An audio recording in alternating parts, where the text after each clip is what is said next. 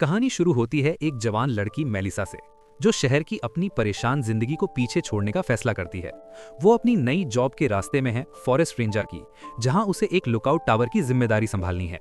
Trip के दौरान उसके बॉयफ्रेंड जेर कई चिंतित मैसेज भेजता है और मेलिसा जवाब देने का फैसला करती है। खुद को कुछ सेकंड्स के लिए डिस्ट्रैक्ट कर लेती है। जब वो सड़क पर ध्यान वापस देती है तो उसे एक आदमी खड़ा दिखता है और डरकर व्हीकल रोकती है और बाहर निकलकर उसे ढूंढने लगती है, लेकिन उसे नहीं मिलता। वापस लौटते हुए वो आदमी उसके पीछे फिर से प्रकट हो जाता है, उसे डरा देता है। मेलिसा उसे डांटती है कि वहां क्या कर रहा है, याद दिलाती है कि हंटिंग सीजन खत्म हो चुका है, लेकिन वो चुप रहता है, सिर्फ बताता है कि सैम उसे उसके साथ बात करने की इजाजत नहीं देता। उत्सुक होकर मेलिसा पूछती है कि यह आदमी कौन है और जल्द ही उसका सवाल का जवाब मिल जाता है। सैम आता है, उसके साथ एक और आदमी। सैम बताता है कि उसके दोस्त स्कीयर ने सिर्फ एहसान किया था इलाके पर नजर रखने का। उनके पास हथियार देखकर इंट्रीग्ड होकर मेलिसा पूछती है कि क्या वो हंटिंग कर रहे हैं, लेकिन सैम कहता है वो सिर्फ स्काउटिंग कर रहे हैं और हथियारों का इस्तेमाल इलाके के खराब लोगों से खुद को बचाने के लिए कर रहे हैं। वो जोड़ता है कि उसने कानून चेक किया है और जंगल में हथियार ले जाने पर कोई पाबंदी नहीं है। कोई चारा न देखकर मेलिसा उन्हें जाने देती है, कहती है अगले हफ्ते तक कुछ मत मारना। वो लुकआउट लोकेशन पर पहुंचती है और कार से उतरकर एक पाला लगा गेट खोलती है। व्हीकल अंदर ड्राइव करके वो वापस लौटकर गेट बंद करने जाती है, लेकिन नोटिस नहीं करती कि कार का रेडियो अजीब बिहेव कर रहा है। गेट बंद करते हुए एक मिस्टीरियस कार तेजी से आती है। जल्दी और डरते हुए मेलिसा गेट बंद करती है और एक अनजान आदमी उसकी सामने व्हीकल रोकता है। वो एक दूसरे को कुछ सेकंड्स घूरते हैं, लेकिन टकराव से बचने का फैसला करके वो जल्दी कार में लौटती है और जगह छोड़ देती है। लुकआउट टावर पर पहुंचकर मेलिसा एक जवान लड़के बिली से मिलती है, जो जल्दी से जाना चाहता लगता है। वो रोड पर जो हुआ वो बताती है, लेकिन बिली को कोई इंटरेस्ट नहीं और वो कमेंट करता है कि कैप्टन एजवुड को बहाने पसंद नहीं। मेलिसा वहां काम करने के लिए एक्साइटेड होने की बात करती है, लेकिन वो उदासीन रहता है, कहता है जॉब ज्यादा डिमांडिंग नहीं और उसके पास दुनिया का सारा टाइम होगा। उसे बस 1 महीना सर्वाइव करना है, बिना पागल हुए, और बिजी रहना है। बिली ये भी बताता है कि उसने इलाके में अजीब चीजें देखी हैं, जो मेलिसा को चिंतित कर देता है। वो कार की चाबी लेता है और जाते जाते चेतावनी देता है कि सप्लाईज हफ्ते में एक बार आती हैं और जल्दी चला जाता है। एक्साइटेड होकर मेलिसा लुकआउट टावर पर चढ़ती है और कुछ बेसिक सप्लाईज मिलती हैं। थोड़ी देर बाद वो बोर हो जाती है और सप्लाईज अंदर लाने का फैसला करती है। रेडियो से कांटेक्ट ट्राई करते हुए वो डिस्कवर करती है कि वो काम नहीं कर रहा क्योंकि जनरेटर ऑफ है। वो जल्दी से उसे ऑन करती है और टाइम देखकर रियलाइज करती है कि रिपोर्ट करने में लेट हो गई है। आखिरकार रेडियो से कम्युनिकेट करने पर उसका बॉस फ्रस्ट्रेशन दिखाता है, क्योंकि पहले ही दिन वो ड्यूटीज में पीछे पड़ गई है। वो सिचुएशन एक्सप्लेन करने की कोशिश करती है, लेकिन जैसा बिली ने वॉर्न किया था, बॉस को बहाने पसंद नहीं और वो कहता है ज्यादा एफिशिएंट बनो। बाइनोकुलर्स से रिपोर्ट लिखते हुए एक बर्ड ग्लास से टकराकर उसे डरा देता है। वो इंसिडेंट रिपोर्ट करती है और बॉस कहता है बर्ड को दफनाओ ताकि दूसरे एनिमल्स को वही हाल ना हो। वो रिपोर्ट खत्म करके रेडियो रख देती है। पहले दिन फ्रस्ट्रेटेड फील करके वो हतोत्साहित न होने का फैसला करती है। वो टावर से नीचे उतरती है, बर्ड दफनाने और करने से पहले एनिमल की फोटो लेती है। बाद में वो दिन की आखिरी रिपोर्ट करती है और लोकेशन से व्यू एडमायर करने में टाइम स्पेंड करती है। रात में डिनर तैयार करते हुए वो रेडियो पर दूसरे रेंजर की आवाज सुनती है और कांटेक्ट करने जाती है। वो खुद को ब्लू माउंटेन बताता है और कहता है स्टेशन 12 कॉल करो ताकि बॉस को पता न चले कि वो बात कर रहे हैं। रॉय नाम का आदमी दूसरी आवाज सुनकर खुश होता है। रॉय बताता है कि उसने बिली से 1 महीना बात की, लेकिन टाइम उड़ गया। मेलिसा पूछती है कि क्या उसे घर नहीं जाना चाहिए था, और वो जवाब देता है कि वो 2 महीने में जाएगा क्योंकि उसने 3 कंसेक्यूटिव शिफ्ट्स ले ली, क्योंकि उसे अपना काम पसंद है। वो ऑब्जर्व करता है कि पहले सब फॉरेस्ट रेंजर बनना चाहते थे, लेकिन आजकल वॉलंटियर्स ढूंढना मुश्किल है। मेलिसा शेयर करती है कि वो भी सर्विस के लिए वॉलंटियर हुई है, जो रॉय को खुश कर देता है। फिर वो पूछता है कि क्या वो कुछ ढूंढ रही है या कुछ से भाग रही है, लेकिन वो समझ नहीं पाती। रॉय एक्सप्लेन करता है कि 2 टाइप के रेंजर्स होते हैं, जो कुछ ढूंढ रहे होते हैं और जो कुछ से भाग रहे होते हैं। वो पूछता है कि वो इनमें से कौन सी है, लेकिन जवाब देने से पहले वो सजेस्ट करता है कि ये बात कल के लिए छोड़ दें ताकि टॉपिक्स खत्म ना हो, और गुड नाइट कहकर रख देता है। मेलिसा हेडफोन्स लगाती है और सोने चली जाती है, जबकि पास में आसमान से कुछ चमकदार चीज गिरती है। अगले दिन मेलिसा मॉर्निंग एक्सरसाइज करती है और शावर लेने बाहर जाती है, जब उसे लगता है कि कोई दूर से उसे देख रहा है। अनकंफर्टेबल फील करके वो टावर पर वापस लौटने का फैसला करती है और पता चलता है कि स्कीयर ही आसपास घूम रहा था। वो बाइनोकुलर्स से फॉरेस्ट चेक करती है, लेकिन कोई नहीं दिखता। उसे साइड रखकर मेलिसा रिपोर्ट करती है और वॉक पर जाने का फैसला करती है। रास्ते में उसे जमीन पर बियर कैन मिलते हैं, लेकिन इग्नोर करके आगे बढ़ती है जब तक एक ट्रैप ना मिले। स्टिक से ट्रैप डिसार्म करके आगे बढ़ती है तो एक अजीब स्किन मिलती है नीले ब्लड वाली, जो उसे इंट्रीग करता है। लेकिन जल्द ही पास के नॉइस पर ध्यान जाता है। इन्वेस्टिगेट करने पर उसे एक टेंट के सामने डिस्कार्डेड स्पीकर मिलता है। वो स्पीकर ऑफ करती है और टेंट अंदर झांकती है, लेकिन कुछ नहीं दिखता। जाते वक्त वो एक औरत को खड़ी देखती है, उसे घूरते हुए। मेलिसा पूछती है कि वो ठीक तो है, लेकिन औरत बकवास बोलती है। औरत के पैरों पर बर्न्स नोटिस करके मेलिसा जल्दी कहती है शांत हो जाओ, वो उसे टावर ले जाएगी जहां हेल्प मिल जाएगी। मेलिसा वॉर्न करती है कि टावर थोड़ा दूर है, लेकिन धीरे धीरे चलकर पहुंच जाएंगे। नाम पूछने पर पता चलता है कि उसका नाम कॉनली है। दोनों चलना शुरू करते हैं और दूर जाते ही टेंट का इमेंस बर्न्ट एरिया दिखता है। दोनों टावर पहुंचते हैं और लड़की जल्दी कॉनली को सीढ़ियों पर बिठाती है, जबकि वो अजीब बातें बोलती रहती है। मेलिसा बताती है कि वो ऊपर जाकर हेल्प कॉल करेगी और कॉनली के इंजरी ट्रीट करने के लिए कुछ लाएगी। टावर की सीढ़ियां चढ़ते हुए मेलिसा गलती से अपना सोलर पैनल गिरा देती है, जो इंपॉर्टेंट पावर सोर्स है। लेकिन वो इस इंसिडेंट से ना हिलती है और फोकस्ड रहती है। वो दूसरे रेंजर्स से कांटेक्ट करके इंजर्ड कैंपर की सिचुएशन रिपोर्ट करती है और रेस्क्यू हेल्प मांगती है। दूसरी तरफ आदमी कहता है कैप्टन एजवुड पास में पेट्रोलिंग कर रहा है और जल्दी पहुंचेगा। वो फर्स्ट एड किट लेकर लौटती है, लेकिन कॉनली कहीं नहीं मिलती। ज्यादा सर्च करने पर लड़की देखती है कि वो थोड़ा आगे फॉरेस्ट को घूर रही है। मेलिसा पास जाकर पूछती है कि क्या कुछ परेशान कर रहा है। कॉनली जवाब नहीं देती, लेकिन उसका पैनिक एक्सप्रेशन सब बयां कर देता है। दूसरी तरफ कैप्टन एजवुड अपनी टीम के साथ पेट्रोलिंग कर रहा होता है जब रेस्क्यू रिक्वेस्ट मिलती है। रिलेक्टेंट होने के बावजूद वो जानता है कि एक्शन लेना पड़ेगा। सिसकते हुए एजवुड हेल्प करने का फैसला करता है और मेलिसा के टावर की तरफ बढ़ता है। जाते जाते स्कीयर फिर दिखता है इलाके में घूमते हुए। कुछ घंटे बाद एजवुड पहुंचता है और मेलिसा जल्दी कॉनली के बर्न्स और शॉक स्टेट रिपोर्ट करती है। एक रेंजर औरत को कार में ले जाता है, जबकि एजवुड सख्त एक्सप्रेशन से मेलिसा के पास आता है। वो याद दिलाता है कि उसका जॉब टावर में रहकर पॉसिबल फायर्स मॉनिटर करना है, फॉरेस्ट एक्सप्लोर करना नहीं। जाते जाते वो इंस्ट्रक्ट भी करता है कि नेक्स्ट रिपोर्ट तक सोलर पैनल फिक्स कर दो। मेलिसा सिचुएशन से स्ट्रेस्ड हो जाती है और सो जाती है। जागने पर वो रियलाइज करती है कि रिपोर्ट भेजने में लेट हो गई, लेकिन फिर भी भेज देती है, एजवुड से डांट की एक्सपेक्टेशन के साथ। लकीली जवाब देने वाला फेलो फॉरेस्ट रेंजर है, जो उसे रिलैक्स करता है और चिंता न करने को कहता है। बाद में वो जनरेटर रीस्टार्ट करने नीचे जाती है और लौटते ही जमीन पर फेंका बैग मिलता है। क्यूरियस होकर वो उसे उठाती है। बैग खोलने पर अंदर तरह तरह के स्टोन्स मिलते हैं, जो उसकी क्यूरियोसिटी जगाते हैं। रात में वो एक मैगजीन एग्जामिन करती है, जिसमें हर स्टोन की डॉक्यूमेंटेशन है, कॉनली के वर्ड्स पर रिफ्लेक्ट करते हुए। रॉय का कॉल आकर उसका कंसंट्रेशन ब्रेक करता है। वो कहता है उसे पहले से पता है क्या हुआ और एजवुड की बातों की चिंता न करने को कहता है। बताता है कि औरत सिर्फ उसके थैंक्स टू ही जिंदा है।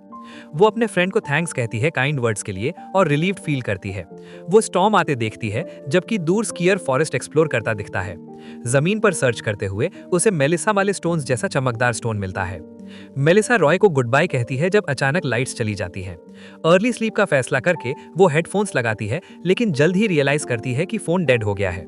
अजीब तरीके से रेडियो अपने आप ऑन हो जाता है, उसे शक से पास ले जाती है।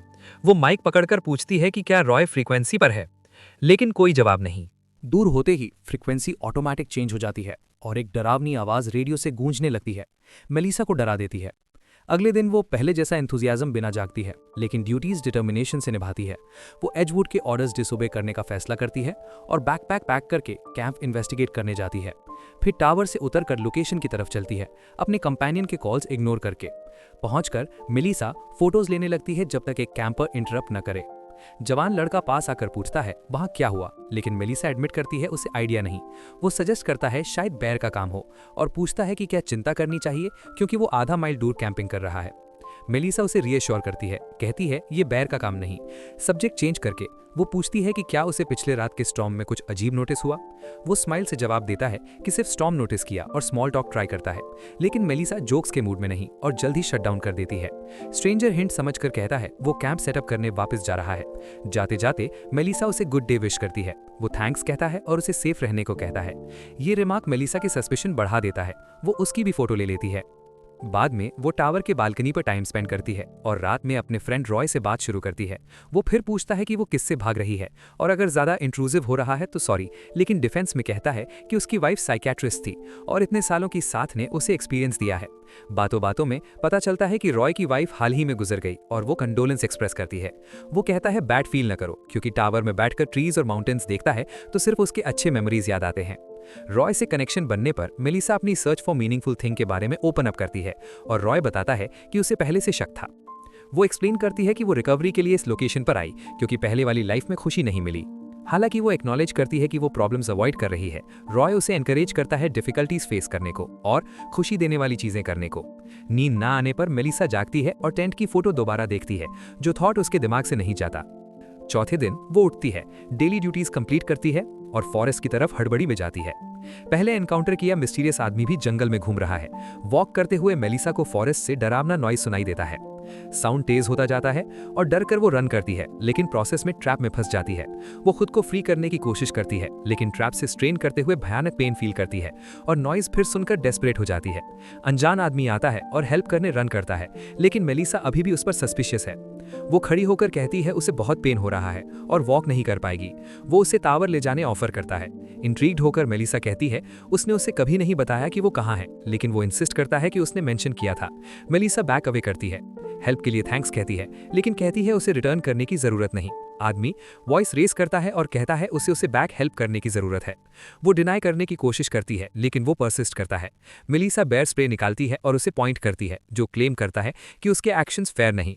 वो बताता है कि उसके पास जो उसके पास है वो उसका है और वो उसके कंसेंट के साथ या बिना उसके साथ जाएगा। वो उसकी तरफ एडवांस करता है तो मेलिसा स्प्रे कर देती है, लेकिन कोई इफेक्ट नहीं होता। आदमी गुस्से में स्प्रे छीन लेता है और वॉक इन शुरू करने को कहता है। उसी टाइम सैम और बक आते हैं और मेलिसा को सेव करते हैं, आदमी को दूर रहने की वार्निंग देते हुए। ट्रियो एक दूसरे को जानता लगता है और मिस्टीरियस आदमी कहता है वो इस सबसे तंग आ चुका है, इससे पहले कि बैक अवे करे। सैम मेलिसा को एस्केप हेल्प करने रश करता है, जबकि बक गार्ड लेता है ताकि आदमी क्लोज ना आए। आदमी बक की तरफ एडवांस करता रहता है, जो शूट ट्राई करता है लेकिन मिस कर देता है। आदमी पास आकर बक का नेक पकड़ लेता है, डिमांड करता है कि अपना सामान रिटर्न करो। क्विकली वो बक के पॉकेट से स्ट्रेंज ऑब्जेक्ट निकालता है और फिर उसे मार डालता है। सैम और मेलिसा अपनी लाइफ के लिए रन करने लगते हैं, लेकिन वो रास्ते में ट्रिप हो जाती है। इर्द गिर्द देखकर डर जाती है जब रियलाइज करती है कि आदमी गायब हो गया। सैम हेल्प करने लौटता है और उसे कार तक पहुंचा देता है, लेकिन सरप्राइज में आदमी मेलिसा के नेक्स्ट अपीयर हो जाता है। सैम कार स्टार्ट करता है तो आदमी सुपर ह्यूमन स्ट्रेंथ से व्हीकल होल्ड कर लेता है, एस्केप रोकते हुए। मेलिसा फास्ट एक्ट करती है, सैम का बो लेती है और उसे पॉइंट करती है। आदमी कार छोड़ देता है और वार्न करता है कि वो जल्दी फिर मिलेंगे। राइड के दौरान सैम कमेंट करता है कि उसने पहले ही मेलिसा को उस जगह के अजीब लोगों के बारे में वार्न किया था। वो पूछती है वो आदमी कौन था और सैम रिवील करता है कि वो डेविल है। फिर वो पूछती है स्कीयर कहाँ है और वो रिप्लाई करता है कि वो उसे लेने जा रहे हैं। पहुंचने पर उन्हें स्कीयर इंजर्ड और ब्लीडिंग मिलता है। सैम कहता है वो उसकी हेल्प करेगा और उसे कार में रहने को कहता है। मेलिसा मानती है, लेकिन जल्दी रियलाइज करती है कि आदमी अप्रोच कर रहा है और हॉर्न हॉन्क करके सैम को अलर्ट करती है। कार स्टार्ट ट्राई करने पर पता चलता है वो काम नहीं कर रही। मुड़कर देखती है तो आदमी उसके नेक्स्ट है। वो कार डोर फाड़ देता है और पकड़ने ही वाला होता है तो मेलिसा सैम उसे अटैक करता है, ग्राउंड पर फेंक देता है। सैम कुछ ब्लोज लैंड करता है और क्विक मोशन में स्टोन दूर फेंक देता है आदमी को डिस्ट्रैक्ट करने को। स्ट्रेंजर उसके पीछे जाता है, लेकिन सैम उसे कैप्चर करता है और रोप से चोक करने लगता है। स्कीयर जो फाइट देख रहा था अचानक बेहोश हो जाता है। कंफ्यूजन का फायदा उठाकर मेलिसा रन करके केबिन में हाइड हो जाती है। आदमी सैम पर क्विकली ओवरपावर करता है और नाइफ से मार डालता है। फिर सैम वाला ऑब्जेक्ट पकड़ता है और मेलिसा पर अटेंशन टर्न करता है। वो क्रॉल करके एस्केप ट्राई करती है, लेकिन वो सर्च करता रहता है। कहता है कि वो सिर्फ वही चाहता है जो उसने लिया है। वो वार्न करता है कि कहीं भागने को जगह नहीं और कोऑपरेट करेगी तो जिंदा रह सकती है। वो एक टेंट के पास जाता है सोचकर वो अंदर है, लेकिन जल्दी रियलाइज करता है ये कैप है, जबकि वो दूसरी तरफ से एस्केप कर जाती है। उसी टाइम स्कीयर अपीयर होता है और पूछता है कि आदमी ने उसके साथ क्या किया। आदमी जवाब देता है कि उसने स्कीयर को एक गिफ्ट दिया जो उसके ह्यूमन बॉडी कभी नहीं दे सकता। स्कीयर मेलिसा को रन करने को कहता है, वो आदमी का ख्याल रखेगा। आदमी स्माइल करता है और स्कीयर शूट करता है तो वो क्विकली डॉज कर लेता है। टेरिफाइंग स्पीड से क्लूजन होकर स्कीयर को मल्टीपल स्ट्राइक से मार डालता है। फिर मेलिसा पर अटेंशन टर्न करता है, जो एस्केप ट्राई करती है लेकिन फ्यूटाइल, क्योंकि उसके पास सुपर ह्यूमन स्पीड है। मेलिसा प्रोटेक्शन के लिए स्टिक पकड़ती है और पूछती है आदमी उससे क्या चाहता है। वो रिप्लाई करता है कि उसके पास उसका सामान है। रेज में वो चिल्लाती है कि उसके पास उसका कुछ नहीं, लेकिन वो स्माइल करता है, रियलाइज करता है कि वो अभी भी नहीं जानती ये क्या है। वो स्टिक से हिट ट्राई करती है, लेकिन वो आसानी से डिफेंड कर लेता है। उसी टाइम वो आदमी के आर्म पर स्ट्रेंज एमुलेट नोटिस करती है, जो रिवील करता है कि ये कंप्लीट ऑब्जेक्ट के मुकाबले कुछ नहीं और वो जल्दी समझ जाएगी। वो उसके हेयर से पकड़कर घसीटने लगता है, लेकिन मेलिसा स्टोन पकड़कर उसके हैंड पर हिट करती है। एमुलेट डैमेज हो जाता है। फ्यूरियस होकर अटैक ट्राई करता है, लेकिन हेड पर हिट हो जाता है। मेलिसा फ्ली करने लगती है और वो नोटिस करता है कि ब्लीडिंग हो रही है। रेज से भर जाता है और फिर पीछा करता है। कोइंसिडेंटली उसके ब्लड पहले वाले जैसा है। वो फॉरेस्ट से रन करती रहती है, जबकि आदमी उसके पीछे स्ट्रगल करता है। वीक फील करके ग्राउंड पर गिर जाता है, लेकिन स्ट्रेंथ जुटाकर जारी रखता है। मेलिसा टावर पहुंचती है, क्विकली सीढ़ियां चढ़ती है, अनजान स्टोन्स हाइड करती है और प्रोटेक्शन के लिए एक्स उठाती है। अचानक एक मिस्टीरियस आदमी अपीयर होता है और डर कर मेलिसा पूछती है वो कौन है। वो जवाब देता है कि वो उसका फ्रेंड रॉय है, लेकिन जल्द ही आदमी उसे अटैक करके टावर से नीचे फेंक देता है। अग्रेसर टावर में घुसकर स्टोन सर्च करता है जबकि मलिसा अपना फ्रेंड ग्राउंड पर लेटा देखती है। करेज जुटाता है, वो उसे फेस करने का फैसला करती है। बाकी स्टोन्स लेती है और टावर के टॉप से फेंक देती है। आदमी उनके पीछे रन करता है। एक्स से आर्मर करके वो रॉय चेक करने रन करती है और डिस्कवर करती है वो जिंदा है लेकिन ग्रेवली इंजर्ड। आदमी अपना सामान सर्च करता है और एक स्टोन मिलता है लेकिन जल्दी रियलाइज करता है ये ऑर्डिनरी स्टोन है। एनरेज्ड होकर मलिसा की तरफ एडवांस करता है और पूछता है कि वो ये क्यों कर रही है। अटैक करने वाला होता है तो वो क्विकली एक्स से उसके शोल्डर पर ब्लो मारती है। वो इंटेंस पेन में ग्राउंड पर गिर जाता है जबकि मलिसा रेस्ट करने बैठ जाती है। इस बीच पता चलता है कि क्रीचर को अपना कॉन्शियसनेस न्यू होस्ट में ट्रांसफर करने की पावर है और वो रॉय के बॉडी का इस्तेमाल करने का फैसला करता है। उसे जिंदा और खुद को घसीटते देखकर मलिसा डरी हुई कार की तरफ रन करती है। हेल्प कॉल ट्राई करने पर पता चलता है कि क्रीचर रेडियो यूज करके कम्युनिकेट कर रहा है। इंसिस्ट करता है कि अपना सामान रिटर्न करो। क्रीचर उसके तरफ क्रॉल करता है जबकि वो अटैक प्रिपेयर करती है लेकिन इंजरीज की वजह से रॉय का बॉडी छोड़ देता है। रिलीव्ड होकर फ्रेंड के नॉर्मल होने पर वो बोल्ड हो जाती है और अटैक करती है। कहती है सब ठीक हो जाएगा क्योंकि हेल्प मांग ली है। बाद में टावर पर लौटकर वो रेडियो से हेल्प मांगने पर विचार करती है लेकिन जानती है कि एजवुड के आदमी किसी भी वजह से नहीं आएंगे, इसलिए वो टावर का रेडियो फेंक देती है और जनरेटर स्टार्ट करके उनका अटेंशन ड्रॉ करने की कोशिश करती है। अगले दिन बिली के साथ साइट पर पहुंचकर एजवुड पूछता है क्या हुआ लेकिन मलिसा को एक्सट्रीमली शेकन देखकर वो प्रेस नहीं करता और उसे कार में ले जाता है। इस बीच बिली बॉडीज चेक करने पीछे रहता है और ब्लैक स्लाइम मिलता है। उसे अनमाइंडेडली टच कर लेता है। एजवुड मलिसा को कार में रहने को कहता है जबकि वो टावर से अपनी चीजें लेने जाता है। एजवुड बिली को मलिसा के पोस्ट पर रहने को कहता है। एक्सप्लेन करता है कि 2 नए रेंजर्स ढूंढना मुश्किल है। बिली अग्री करता है और फिर एजवुड गुड बाय कहकर मलिसा को लेकर चला जाता है। बिली सप्लाई बकेट में डिग करता है और स्टोन मिलता है और आखिर में पता चलता है कि एंटिटी ने उसे पजेस्ट कर लिया था।